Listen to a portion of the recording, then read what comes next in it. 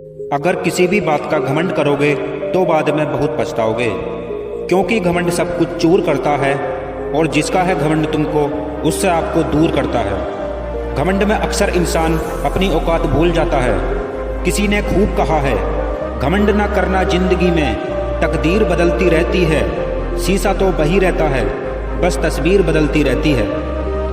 नमस्कार दोस्तों, ऐसे ही एक घमंडी राजा की कहानी हम आपको सुनाने जा रहे हैं। आप बहुत ध्यान से सुनिएगा। बहुत समय पहले की बात है। एक राजा था जो अपने वीर पराक्रम के लिए मशहूर था। उसने बड़े बड़े राजाओं को हराकर उनका राज्य अपने राज्य में मिला लिया था। अब दूर दूर तक कोई भी उसका मुकाबला नहीं कर सकता था। राजा को इस बात का घमंड होने लगा। वह अब रोज मदिरा का सेवन करता और अपने महल में स्त्रियों से नाच गाना कराता। वह ये भूल गया था कि समय बड़ा बलवान होता है, इसके आगे कोई भी महान नहीं होता है। अगर कोई इसका सम्मान करता है तो यह रंक को राजा बना देता है, और जो इसका सम्मान नहीं करता है तो यह राजा को भिखारी बना देता है। ये किसी के हिसाब से नहीं चलता है, बल्कि सभी को अपने अनुसार चलना सिखा देता है। राजा को भी समय का ध्यान न रहकर बहुत घमंड आने लगा। वह जब रात को सोता तो सपने में भी अपनी जीत का ख्वाब देखने लगता और नींद में ही बोलने लगता। अब ऐसा उसका रोज का नियम हो गया था। वह धीरे धीरे बीमार भी पड़ने लगा, क्योंकि उसके सर पर जीत का अहंकार चढ़ गया था। उसके पास अन्य राजाओं से लूटा हुआ बेशुमार धन था। जब उसकी बीमारी बढ़ती चली गई तो वह शहर के बड़े बड़े डॉक्टरों को बुलाने लगा, लेकिन किसी भी डॉक्टर की दवाई से उसका इलाज संभव नहीं हो सका।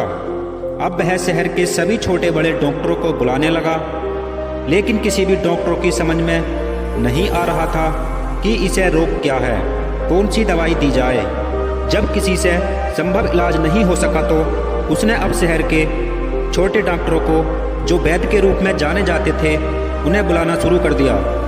उनमें से एक वैद्य को समझ आ गया कि राजा को अहंकार का वहम हो गया है। अपनी जीत के अहंकार में आकर वह अपने आप को भूल गया है। उसने राजा से कहा, आप तो ठीक हैं, लेकिन उसके पास खड़े मंत्रियों ने कहा, अगर ये ठीक है तो रात को नींद में क्यों चीखते हैं और इतने कमज़ोर क्यों होते जा रहे हैं। वैद्य ने कहा, इसका एक सरल उपाय है। वैद्य की इतनी बात सुनकर राजा व उसके मंत्री खुश हो गए। वे बोले, वैद्य जी जल्दी बताओ इसकी क्या दवाई है। तो वह वैद्य बोला, आपको इस दुनिया के सबसे सुखी इंसान को लाना है, समझ लेना कि राजा ठीक हो जाएंगे।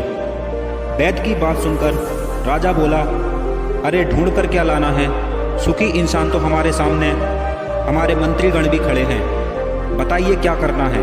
उस वैद्य ने पास खड़े मंत्रियों से पूछा, क्या आप खुश हैं, अपने जीवन में सुखी हैं। तो उन मंत्रियों ने अपनी परेशानियां गिनानी शुरू कर दी और वो बोले, हम तो बहुत परेशान हैं। उन मंत्रियों ने कहा, आप चिंता न करें, हम आपको ऐसा आदमी जरूर ला कर देंगे जो अपने जीवन में सुखी है।